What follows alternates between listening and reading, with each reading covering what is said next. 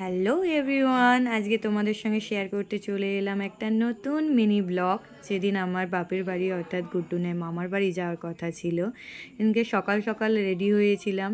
টোটো দাদা এসেছিল আমাদের নিয়ে যাওয়ার জন্য, কিন্তু বাচ্চাদের জন্য জামা কাপড় অনেকগুলো কিনেছিলাম, তো সেগুলো আনতেই ভুলে গেছি। তাই বাড়ির সামনে থেকে কাকিমার মেয়ে এসে সেই জামাগুলো দিয়ে গেল।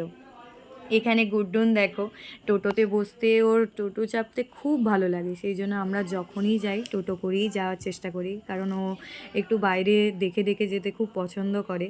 তার কিছুক্ষণ পরেই আমি বাইরেটা দেখতেই দেখলাম প্রচণ্ড মেঘ জমেছে চারিদিকে, যেন আকাশ কালীঘাট হয়ে এসেছে। এবার বৃষ্টি এলো বলি, আর বলতে না বলতেই বৃষ্টি এসে গেল। এত পরিমাণে বৃষ্টি হচ্ছিল সেদিন যে চারিদিক এক তো বন্যার কারণে চারিদিক ডুবেই আছে, আবার তার উপরে এই বৃষ্টি। এই দেখো, গুড্ডুন তো শুয়েই পড়েছে টোটোতে। ওর তো টোটোটা আজকে ওরই। তারপরে কিছুক্ষণ যাওয়ার পরে বৃষ্টিটা থেমে গেল। যাক, বাড়ির কাছে আসার পর বাড়ির কাছে এসে চারিদিকটা দেখতে বেশ ভালোই লাগছিল।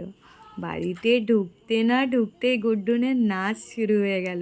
নতুন জামা কাপড় পেয়েছে, দাদান দিয়েছে, দিদুন দিয়েছে, ঠাম্মিরা অনেক সবাই দিয়েছে। কি আনন্দ! সেই জন্য নাচতে নাচতে কি কাণ্ডই করছে। Thank you for watching.